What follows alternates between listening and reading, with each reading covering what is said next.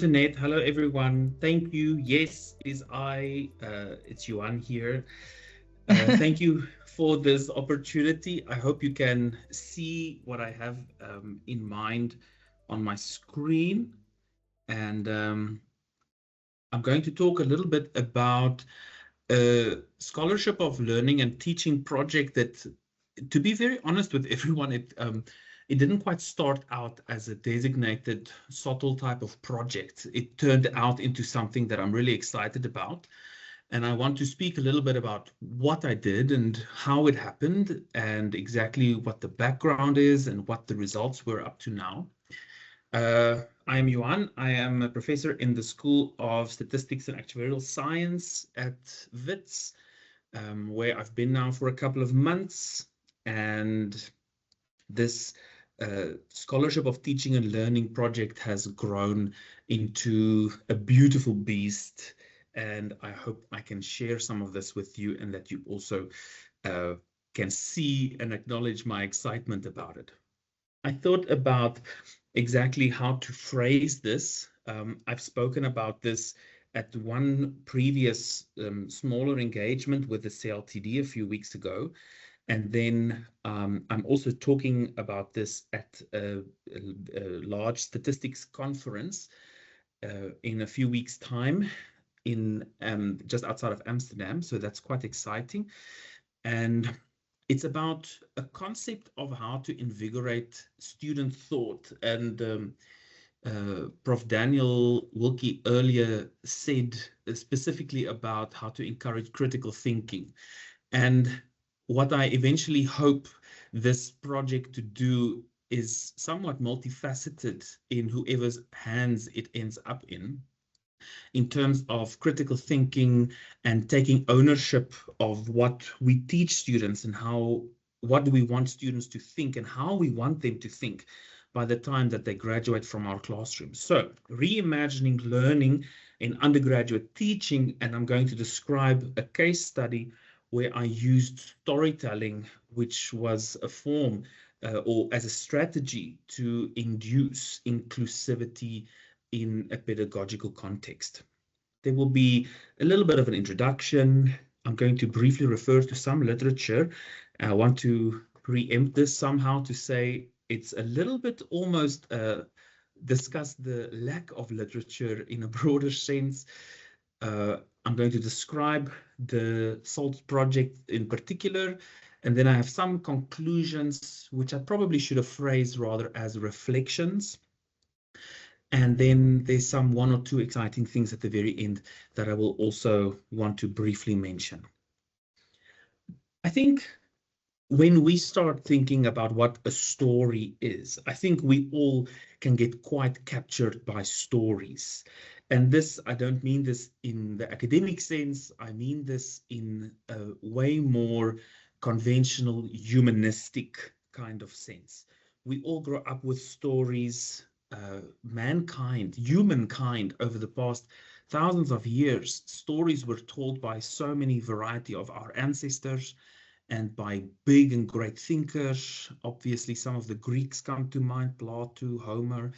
There were the griots in West Africa. And then, of course, in a local context that we're all somehow familiar with is, of course, the Khoisan were wonderful storytellers, and they are still today wonderful storytellers. And stories, especially also in the case of the Khoisan, but stories gave meaning and a sense of belonging in who we are as humans. And I want to take a moment, or just in the next sentence, I just want to state, of course, that students in my class, students in our classes, students in your class, need to feel a sense of belonging and have meaning into what we are studying and what we are doing and how we are going to drive this into our communities, in the bigger scheme of things in the country or in our lives further. So this idea that stories give meaning and a sense of belonging is not a statement that Johan is making that should be controversial. I think it's a statement that is something we can all resonate with very strongly. In a local front, let's just think a childhood story that captivated you, or a recent Netflix story that's something that really resonated with you. We can think of immediate stories that we might have really enjoyed, and we can remember characters, we can remember setting, we can remember the plot, we can remember what the resolution was. So it's something that we didn't necessarily have to study the story in order for us to understand the context and the characters and be captivated by this entire context that these stories aims to create. And of course, in these favorite stories of ours or fables, we have a certain feeling that it evokes. It evokes a variety of them, not necessarily only one. We have something about anxiety, we have something about joy, we have sometimes maybe suspense if you're watching a thriller or reading a scary book or something to that effect. So immediately stories resonate with us, I think, because of who we are as humans, first and foremost, and how that can share a sense of community and humanity with us all throughout our joint experiences. Now, when I draw this back to the analytical sciences, I mentioned at the start, I'm a statistician. I'm in the School of Statistics and Actuarial Science. So when I think about this in the analytical sense, in the BSc sense, if I can phrase it like that, we often focus on teaching approaches and interventions that explains theory and it applies the concepts in toy examples, but we do not always seem too keen to investigate or implement ways of how we can change perspectives of concepts. More so when we think about advanced undergraduate courses, not necessarily introductory courses, but even at a senior level, by a second or by a third year level. So I had to ask myself, when was the last time that we were forced, but I use the word forced in inverted commas, it's a bit of a harsh verb, so I want to say rather encouraged to use critical thinking in a creative way. Let's say within broad spectrum mathematics. I'm getting to the statistics soon, but in a broad way, in broad spectrum mathematics. For example, if Najma has 12 pumpkins and gives 7 of them to Johan, how many pumpkins does Najma have left? This immediately creates a narrative. It creates a storyline. It creates something that we can visualize well. And I have to say that this type of word problem is one of the last times I can immediately think of that we were forced or encouraged to use a creative way in which to contextualize content that we study. So there's a lot of literature about how we can use fictional narratives. By fictional narrative, I mean short story. Within the analytical sciences, it's a lot at primary level, at the primary education level, less so at secondary level, but even lesser so at the tertiary or at the postgraduate level. So when we think about when I had to kind of contextualize this in terms of the literature, there has been some interest in the mathematical sciences when we think about what storytelling is. We have to remind ourselves that we remain humans and we enjoy stories by design. Our ancestors enjoyed stories by design. It was one of the first ways in which the idea of a university came about. How we studied was by sharing stories, by sharing history, and by sharing experiences. So by using this narrative storytelling or narrative, fictional narratives, has some interest in recent years, and it allows us to supplement learning in a specific cognitive area with stronger skills already contained in another. And of course, there are a variety of brain chemicals when we think about the fact that we are all just a form of a fleshy robot, and our insides and the fluids inside of us react in a positive way, such as cortisol, oxytocin, dopamine, and all of these things that allow our brains to be sparked, and how all of these things are heightened when we read a story, and how that assists in strengthening memories, keeping us engaged, deepening emotional responses, and so on. A lot of it has happened in elementary education, and some also in pre-secondary education, and also in secondary education. And there's some results from the literature which says that fictional narratives and short stories spark interest. It reduces anxiety. It stimulates engagement with the education process because it's a different way of thinking instead of in a very conventional Socratic approach, as in lecture, I write down, student listens and write down, etc. There's been some focus in tertiary education, but it's not that much.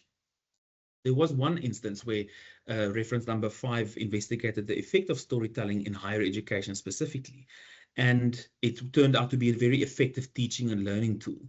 And how this narrations or storytelling is essential for how we make meaning of our understanding and learning experience, which I think is a crucial aspect that I know in my earlier years when I started out as an academic or as a teacher is not something that I necessarily paid so much attention to or considered even briefly to think, are my students making meaning of their understanding? Are they making meaning of their learning experience, which I think is an essential point of reflection for each of us. I implemented this in a core time series analysis. Now, I just want to give some background exactly about what exactly is time series analysis. It's a branch of statistics that by we, I mean the public in general, we encounter this on a regular basis. On MoneyWeb, there was a publication a few weeks ago, 23rd of July, something about inflation. We do not have to delve into the depths of what inflation means, but when you see a graph like this, anything that happens over time, as you can see on the x-axis here, there's some progress of time, and the y-axis, which might not be that clear here, but the implication here is that inflation is on the y-axis. This type of how we deal with data that is presented over time, specifically, is usually called time series analysis. It has a lot of implication and use in fields such as financial settings and the like. And time series analysis at my previous employer is an 18 credit third year module. It was about 300 students in my class, which is quite large for a third year module, I must add. And in this course, it attracted students from a variety of BSc and BCom backgrounds. So there's quite a diverse student body: math stats, actuarial mathematics, BCom stats, BCom economics, and so on. On home ground at WITS, it's a 14 credit module, also in third year, taken by approximately 120 students, but in this case, it's mostly tailored towards a BSc type of audience in the actuarial science program. The content in a time series course usually includes something about introductory univariate time series analysis, when you have one variable that's being measured over time in some way, and how we think about autoregressive moving average models, the estimation, the forecasting. By forecasting, I mean, how can we use a good model to look into the future, to forecast what we expect would happen next, and something about residual analysis. Now, in this context, I thought, okay, I've made a strong case, I think, for what storytelling could mean, but is a little bit unfamiliar in the tertiary education environment. So I had students voluntarily participate in a storytelling assignment. I put assignment in inverted commas because it was voluntarily, it was optional. I did not force them to do it. And if I had to, I would have probably had 300 essays that were very begrudgingly submitted. So it was voluntary, where I asked students that key time series analysis concepts had to be characters. And I gave students a non-restrictive and non-stringent brief or guidelines on the writing of such a fictional narrative. I want to also preempt here that I am myself not particularly a fiction writer, but I put together a little brief that I thought would be as meaningful to encourage students to at least participate if they knew kind of what I was looking out for. I will share the brief with you in a moment. Just, okay, but Johan, why would you even do this? Primarily, it was born out of frustration because I had an extremely large group. 300 students at a third year level is for a semester. For me, it was quite a tough call every year. And then also because we live in an era where our students, whether they are Gen whatever, we live in an era where we have instant gratification, meaning you can get feedback from ChatGPT, you can get feedback from Google, you can get feedback from anything, you can get a response immediately. And what I'm trying to get at by saying that is that we do not need to spend so much time thinking about stuff because the answer is so easily in front of us all the time. So the instant gratification kind of eats away at how much time we get to spend thinking and problem solving, which takes time. And then, of course, the fact that we are all exposed to significant screen time, way more even compared to when I was an undergraduate student only a few years ago. Interestingly enough, I've read in a source there, Gen Alpha is sometimes described as screenagers, which I thought was quite an interesting point of reflection. And so this assignment was poised to think, how can I inspire students to think about my course content in a previously unconsidered way? And that was my main driving question, motivated by the fact that speed of information moves at an incredible speed. And we consume it at this speed. And so we need to reconsider how some of this information is, number one, created, and then two, consumed in an educational context here specifically. And then if I do want to implement something that is, when I say unconventional, by unconventional, I mean the short story idea in a third year BSc or BCom group. What does this mean in a learning context about the activation of alternative cognitive pathways? How do we think about stuff? How does a student make sense of their of the content? How do they take ownership over the content in a way that is away from what is convention otherwise? So in this exercise, from the 300 students in that year, I've received more than 30 submissions, which I considered a huge win for my response rate. I did ask each of them if they would consent me using this in whatever way I could investigate some of these thought patterns, and not some of the students said no, they would rather not, and a lot of them then said yes, they are keen, and I committed to making sure that they get the credit wherever they would need it. This collection of short stories was recently published as a book, and this is the highlight, I think, of this entire experience for me, that it was published as an open access book. It has an ISBN number. Every chapter or short story has a DOI. It's really great. Each student who wrote it is, of course, the sole author of their own story, of their own chapter. And then the book was also illustrated, which is really exciting, and I'll show you the link in a moment. It was illustrated by a human and not by AI, and that was also pretty great. So, okay, Johan, okay, you have this book. What exactly did you ask the students to do? And basically, I just told them, I want you to write a narrative of around 1,000 words. That's about 1.5 A4 pages, as if it is a bedtime story for a younger sibling or cousin. And your story has to use characters from the time series section of that third year module. I made a suggestion. Your story must have a main character and a villain, and it can be set in a fictional or real world or a country or a place of your choosing.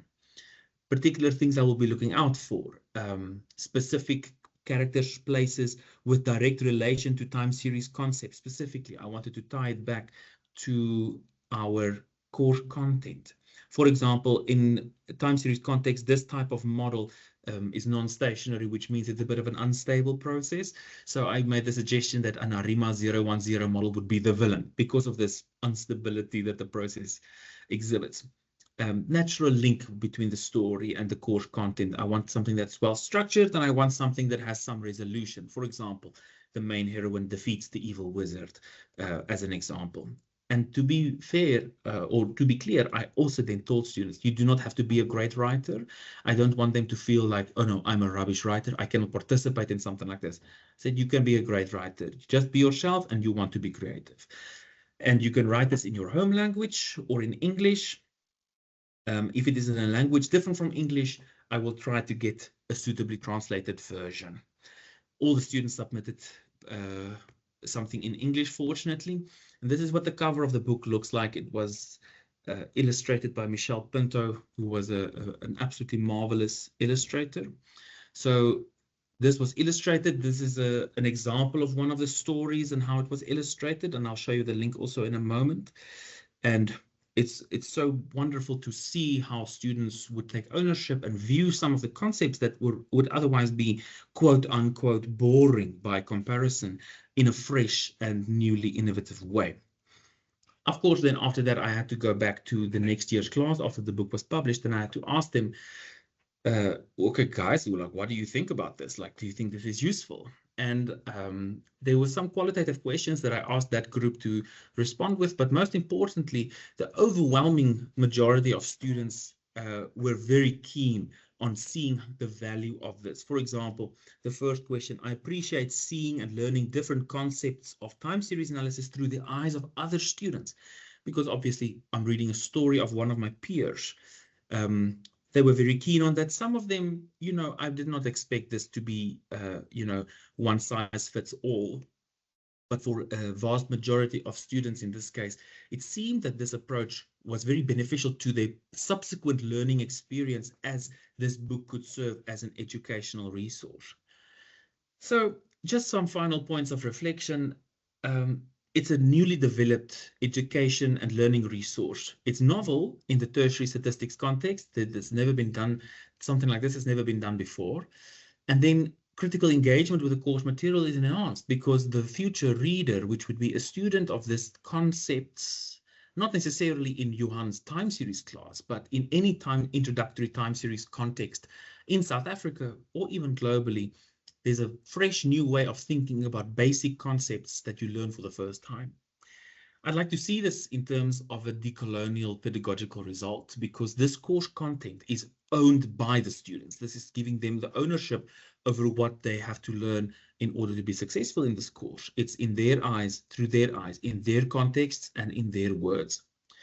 This offers a new entry point. I like to think of a description in terms of intellectually orthogonal into how we can think about statistical thinking and mental ownership of a student's studies. And then there's a nice quote I found in a source that said, like the proverbial tree falling in a forest with no one around to hear it, science discoveries cannot have an impact unless people learn about them. So I think the learning here is in such an exciting way, away from mainstream, away from using only strictly, exclusively a Western global North textbook for content that is relevant in our society, is to have to supplement this in a meaningful way with peer-created content. I say the translation, ? Actually, last week, I received the first draft version. I did apply for some money from a funder, which they have graciously awarded me in order to have this entire collection of short stories translated into Setswana, Sepedi, and also into Afrikaans. So I think this is an incredibly exciting concept and context into which the translations can happen, because this would be the first time that there would be time series, which is a key cornerstone of statistical modeling, where there would be content available in 4 of the official languages of the country. Of course, I want to mention this is written as if it's a bedtime story. So it's not supposed to be an exclusive educational resource, but supplemental. And then, of course, also I try to edit it together with my co-editor, Dr. Makhai. I try to edit the stories just very politely in such a way that ideally a matric student should be able to read these and have somewhat of an idea of what happens in this type of branch of statistics. So having access to open access books in, at least at this stage, 4 major languages in the country, for a matric student who might be a little bit wary about what they want to go and study, and to break down the mental stigma about this, how scary maths or stats or something along those lines can be, I think is incredibly exciting. This is an example of the table of contents for the Setswana version, and where I can show, for example, that each author, each student has ownership over their own story. I divided it into 2 groups. First group, or the first section, is more conventional, once upon a time, fairy tale approaches. And the second version was more sci-fi type of content. This is an example of one of the stories that has been translated by Ndango. She was in my class a few years ago, and the illustrations kind of just give itself away. It's really great. I recently published about this in The Conversation. This was at the end of July. I did speak a little bit about why I think this is valuable. And yeah, I want to say thank you to the COE Mass, who gratefully funded this, and as well to the CLTD for this platform. I do have some references, and then just out of pure interest, if you Google Fiction and Fable Tales of Time series, you will get directly to the publisher's website where you can access each of the individual stories, and you can get access to the full PDF of the entire book as well. And that's it from my side.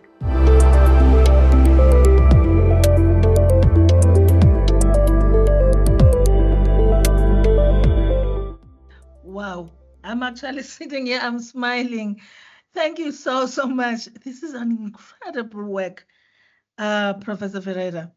Are there any questions? I think there's Anushia who says, can we have the English cover again? I think she would like for you to show the English cover again. Oh, yeah. This one here. Yes, yes. Anushia, are you covered with that? Okay. I'm trying to get access to, now I don't know if you are seeing yourself. I don't know. I'm trying to get access to the chat. Hi, sorry, didn't get it. Can we have the English cover again? There we go. Thank you. Okay, Fiction and Fable. Fiction and Fable, Tales of Time series. Yeah, I mean, I'm actually smiling. Colleagues, any questions for Professor Ferreira for this incredible work?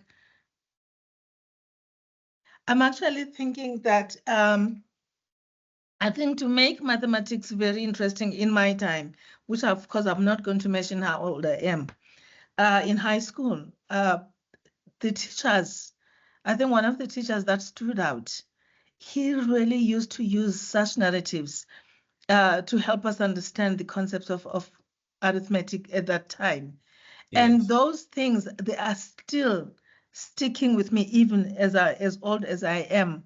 So that's why I'm saying I'm sitting here, I'm smiling, because I really think this is an incredible way of teaching statistics, which is one of the subjects I was battling with at some point. My lecturer used to be frustrated with me.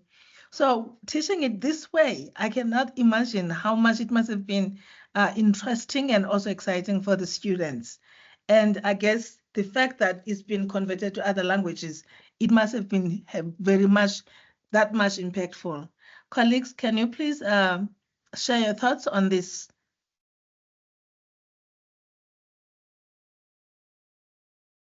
Oh, I see there's questions from the Padlet. Yes, there are. I was just about to read them.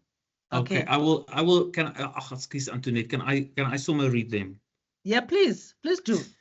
In your experience, how can storytelling help students from diverse backgrounds feel seen and included in the learning space? I think that is a great question. I think a particularly valuable context that I experienced during the editing process was that students used either a conventional setting, like, not this is not an example from the book, but for example, they would use a story such as Snow White, and they would adapt it in the context of time series, which I think is interesting and valuable in itself. But there were many students, and Nango's story stands out to me in particular, where she used stories about her culture and her family history, a story that she was told as a child. And she rephrased that and took ownership of both that story and ownership of the course content. And that is why there was every student who gave permission to be included. I included all of it, whether or not I believed it was a good story or not. Because number one, I am not a writer. And number two, each story will appeal to at least one student. Because I would not silence a voice due to my bias. I did make, of course, as the editor, I did edit it somewhat to make sure that, you know, the mathematical content is correctly conveyed.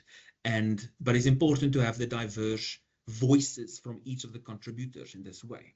So I do think it can be very useful storytelling to help students from diverse backgrounds, especially to feel seen and to feel included, because it's a variety it's a diverse contributor pool that contributed. What type of stories, personal, cultural, professional, or fictional, do you think resonate most with undergraduates, and why? Oh, I'm not entirely sure. At this point, I might be a little bit biased if I say I think fictional stories firstly, mostly because it creates a world that we can feel enamored with. It's the same idea with the type of stories we either read or the stories we watch when we have downtime or we go to the movies or something like that. It's this idea of an escape. But now, of course, the caveat here is that you're not escaping too much because it's all about the course content, even if it's in a disguised way. Of course, in my context, in statistics and actuarial science, a lot of my students have a very, very clear professional trajectory in their mind. Want to become an actuary, want to make a lot of money. So I think in that case, I think professional stories would also be valuable.